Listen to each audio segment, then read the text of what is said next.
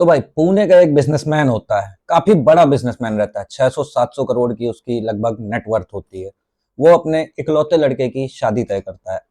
अच्छे से सगाई भी हो जाती है 11 फरवरी को, जो ये 11 फरवरी 2026 निकल गई। और शादी का मुहूर्त निकाला जाता है तो वही 26 नवंबर का निकलता है। तो ये लोग फिर सोचते हैं कि शादी बहुत धूमधाम से करनी है। इकलौता लड़का है तो लड़के वाले और लड़की वाले आपस में बात करते हैं कि ये शादी यादगार होनी चाहिए। तो उसके लिए ये लोग उदयपुर जाते हैं, वहाँ के किले वगैरह, फोर्ट वगैरह देखते हैं। उदयपुर में फोर्ट वगैरह से शादी होती है। और वहाँ पे एक किले को एक मतलब मैरिज हॉल को फाइनल करके आते हैं। और 17 करोड़ रुपए में वो 2 दिन के लिए बुक होता है, 25 और 26 नवंबर के लिए। और बहुत सारे गेस्ट आने थे तो ये लोग आपस में डिसाइड करते हैं कि भाई पुणे से उदयपुर गेस्ट आएंगे कैसे।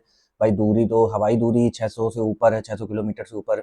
जमीनी दूरी 1100 किलोमीटर से ऊपर है। तो ये लोग कहते हैं क्या कि दो जेट, प्राइवेट जेट बुक कर लेते हैं। भाई पैसे वाली पार्टी, तो दो प्राइवेट जेट बुक हो जाते हैं और पूरी सब शादी आदि की शॉपिंग वॉपिंग और तैयारियों में लग जाते हैं कि मेन्यू वेन्यू क्या होगा खाने का वहाँ पे और कैसा क्या। तो ये सब तैयारी चल रही होती है। इसी बीच खबर आती है कि भाई वो लड़का एक्सपायर हो गया और एक्सीडेंट हुआ एक उसके साथ। तो लेकिन जब सबको ये पता चलता है तो सब बड़े शॉक्ड हो जाते हैं। लड़के के बाप को लगता है कि ये एक्सीडेंट नहीं है, ये मर्डर है। तो वो पास के थाने में जाके कंप्लेन करता है। और उसके बाद जो खुलासा होता है भाई वो सबको चौंका देता है। तो बने रहिए वीडियो पे, क्राइम प्राइम को सब्सक्राइब कर लीजिए। अब मैं आपको पूरी कहानी बताता हूँ। तो भाई ये कुछ दिन पहले दोनों कपल्स आपस में घूमने गए हुए थे। महाराष्ट्र के पास एक लोहागढ़ करके जगह पड़ती है, वहां पर एक किला है। तो ये लोग वहां पर गए हुए थे। और जो लड़का है वो ऐसे करके पोज दे रहा होता है वहां किले के एक दीवार पे खड़े होके। और जो ये लड़के का नाम रहता है केतन अग्रवाल, और जो लड़की है जिसका नाम है सिया अग्रवाल, वो उसकी फोटो क्लिक कर रही होती है। तो जैसे ही वो फोटो क्लिक करती है तो एक हवा का झोंका आता है, लड़के का पैर फिसलता है और लड़का नीचे गिर जाता है।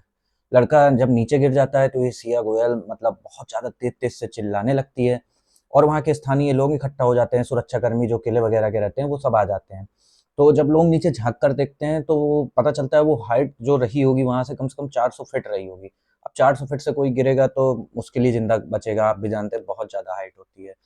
तो फिर ये बहुत ज़्यादा चीखने-चिल्लाने लगती है लड़की और अपनी सासू माँ को फ़ोन करती है और बताती है कि ऐसा-ऐसा हुआ, एक हवा का झोंका आया और केतन का पैर फिसल गया, वो नीचे गिर गए हैं, बताइए मैं क्या करूँ? तो उसकी माँ उसको शांत कराती है, सासू माँ, और बोलती है कि तुम टेंशन मत लो, हम लोग आ रहे हैं। फिर लड़के की माँ लड़के के पिता विकास अग्रवाल को फ़ोन करती हैं और बोलती हैं हमारे लड़के के साथ कुछ हादसा हो गया है, हमें जल्दी ही निकलना पड़ेगा, आप जल्दी आइए। तो ये लोगों के घर की दूरी लगभग 50 किलोमीटर रहती है वारदात वाले स्थान से। और उसके बाद वहाँ के जो लोग रहते हैं वो 112 में कॉल कर देते हैं। तो लोनावला की ग्रामीण पुलिस आती है और किले के सुरक्षाकर्मी आ जाते हैं। लोकल के लोग काफ़ी मदद करने आ जाते हैं कि क्या हुआ है, चलो देखते हैं, क्योंकि भाई लाश तो ढूँढनी पड़ेगी ना। तो फॉरेस्ट रेंजर की टीम भी आ जाती है जो वन विभाग की होती है। और सब ये संयुक्त अभियान चलाते हैं और लगभग 3 घंटे की मशक्कत के बाद केतन अग्रवाल की बॉडी मिलती है। तब तक उसके घरवाले भी आ जाते हैं और घरवाले जैसे ही बॉडी देखते हैं तो रो-रो के पागल हो जाते हैं, फिर भी हिम्मत नहीं हारते हैं। हॉस्पिटल लेके जाते हैं, डॉक्टर से बोलते हैं कि डॉक्टर साहब बचा लीजिए, कितना भी पैसा लगे हम देने को तैयार हैं, बस हमारे लड़के को ज़िंदा रखिए। और डॉक्टर जब इलाज करता है तो 5 मिनट में ही बता देता है कि ये तो डेड ऑन अराइवल था, ये अब नहीं बचे। ये खबर पूरे शहर में सनसना के फैल जाती है कि एक बड़े बिज़नेसमैन के लड़के का ऐसा मतलब एक्सीडेंट हुआ। अभी तक ये एक्सीडेंट है ना, अभी तक कोई साजिश की बू नहीं आ रही है कि अभी इतना बड़ा एक्सीडेंट हुआ है। और सब लोग पूरे रिश्तेदार, पूरे शहर के बड़े-बड़े लोग उनके घर आने लगते हैं श्रद्धांजलि देने के लिए, संवेदना व्यक्त करने के लिए, सारे के सारे लोग आने लगते हैं। और इस तरह धीरे-धीरे सोशल मीडिया पे भी ये खबर फैलने लगती है। जो ये लड़के के पिताजी रहते हैं विकास अग्रवाल, इनका बहुत बड़ा बिज़नेस था। इनका जो है सक्सेस ग्रुप करके एक मतलब कंपनी थी, जो रियल एस्टेट में इन्वॉल्व थी और पुणे के जाने-माने व्यापारी थे ये, 600 करोड़ से ऊपर की नेटवर्थ थी। और ये स्वयं उस कंपनी के सीईओ थे विकास अग्रवाल जी। और केतन अग्रवाल ने अपना ग्रेजुएशन पुणे से किया था। उसके बाद आगे की पढ़ाई पढ़ने वो यूएसए गया था। यूएसए से वो बिज़नेस कैसे होता है सीख के आया और 25-26 साल की उम्र में ही पूरा अपना बिज़नेस सँभाल रहा था वो। अभी उसकी उम्र मैक्स 26 साल ही थी। पूरा बिज़नेस को अच्छे से सँभाले था। तो वहीं पे मार्केट यार्ड पुणे में एक जगह है, बहुत फ़ेमस है, आप लोग जानते होंगे। तो वहीं पे इनकी एक व्यापारी से 30-35 साल पुरानी दोस्ती थी और उसी व्यापारी की लड़की से इनकी शादी वगैरह फ़िक्स हुई। तो उस व्यापारी की लड़की को जब विकास अग्रवाल जी देखते हैं सिया गोयल, तो वो उसे काफ़ी पसंद करते हैं और बोलते हैं कि मैं अपने लड़के की शादी कराना चाहता हूँ।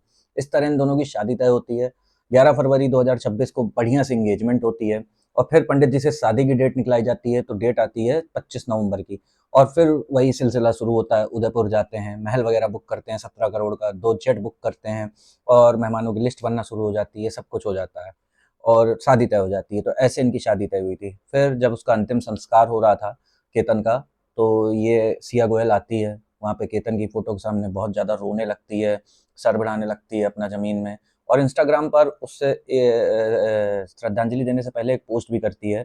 उसमें लिखती है कि मेरे जन्मदिन के दिन तुम मुझे क्यों छोड़कर चले गए और बहुत सारा मतलब भावुक पोस्ट करती है कि क्यों चले गए, वापस आ जाओ और बहुत मतलब सबको ऐसा लगता है कि बहुत ज़्यादा ही दुखी है। वहाँ के बैठी औरतें भी देख के उसे परेशान हो जाती हैं कि बेचारी इसकी क्या गलती है, इसकी तो शादी होने वाली थी, घर बसने वाला था और ऐसा। तो वहाँ पे केतन की एक बहन बैठी रहती है, तो वो सिया से पूछती है कि सिया मुझे ये बताओ उस दिन एग्ज़ैक्टली हुआ क्या था? तो जब वो सिया बताती है तो उसके अंदर एक अजीब-सी घबराहट सी रहती है, हकला रही थी बोलने में और मतलब ढंग से बता नहीं पा रही थी। तो केतन की बहन को डाउट होता है। तो केतन की बहन विकास अग्रवाल जी से कहती है कि आप इसकी पुलिस कंप्लेन करो इस केस की और मुझे कुछ ठीक नहीं लग रहा है। तो केतन का बाप भी एग्री होता है, कहता है कि हाँ, मुझे भी ऐसा लग रहा है। तो ये लोग फिर कंप्लेन करते हैं ग्रामीण थाना में उसी में। तो एसपी रहते हैं गिल जी वहाँ पे एक, तो वो इस केस को टेक ओवर करते हैं। और ये लोग सारी बातें बताते हैं कि 6 जून को इन लोगों को इंडोनेशिया बाली भी जाना था घूमने और एयरपोर्ट पे जब पासपोर्ट चेक हो रहा होता है, तो वहाँ पे जो इनका ग्रुप जा रहा था घूमने केतन, सिया और कुछ दोस्त, तो केतन का पासपोर्ट एकदम से गायब हो जाता है एयरपोर्ट में। जिस बैग में पासपोर्ट रखा था उसमें पैसे भी रखे थे और भी डॉक्यूमेंट्स रखे थे, तो वो पासपोर्ट नहीं मिलता है, तो ये लोग जा नहीं पाते हैं। तो इनको ऐसा लगता है केतन के परिवार को कि ये मतलब लड़की कहीं जाना नहीं चाहती थी मतलब केतन के साथ कम इंटरेस्ट दिखा रही थी। उसके बाद फिर ये लोग बार-बार लोहागढ़ के किले जाने लगते हैं, जबकि केतन को इतना इंटरेस्ट नहीं रहता है। फिर भी 14 जून, 18 जून बार-बार जाते हैं, 20 जून पे किले पे जाने लगते हैं ये लोग। तो इनको घरवालों को ये भी अनयूजुअल लग रहा था कि ऐसा क्या है उस किले में। और 14 जून को भी एक और घटना होती है। उस दिन भी केतन का पैर फिसलता है, लेकिन उसको एक पेड़ की आड़ मिल जाती है, तो उस दिन वो बच जाता है। तो अपने घर में आके बताता है कि आज तो मैं मरते-मरते बचा। मेरा पैर फिसला था और मुझे पेड़ की आड़ मिल गई, तो मैं बच गया। तो घर वालों को ये सारी चीज़ें घर वाले पुलिस वालों को बताते हैं। जब पुलिस को ये सब पता चलता है कि 14 जून को भी ऐसा कुछ हुआ था, तब फिर पुलिस अच्छे से जाँच शुरू करती है। सीडीआर निकालती है, कॉल डिटेल रिकॉर्ड जो होता है इसका सिया गोयल का। तो उसमें उन्हें एक नंबर दिखता है जिससे सिया की लगातार जनवरी से बात हो रही होती है। जनवरी से जून तक लगातार बात हो 2004 बार बात हो चुकी थी उन लोगों की। इतनी कॉल्स हो चुकी थी। अगर घंटे में देखें तो लगभग 240 घंटे ये लोग बात कर चुके होते हैं। तो वो जिससे बात कर रही थी वो उसका नाम था चेतन।